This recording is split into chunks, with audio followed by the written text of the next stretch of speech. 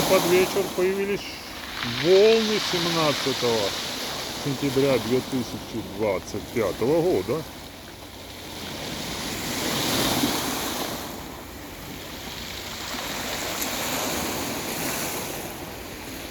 Солнце уже давно село. Море начало немножечко штормить. Поближе возьмем.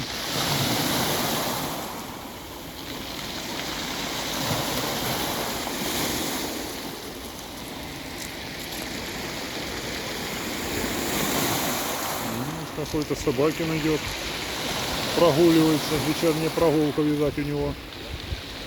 Тоже любит подышать морским воздухом перед сном.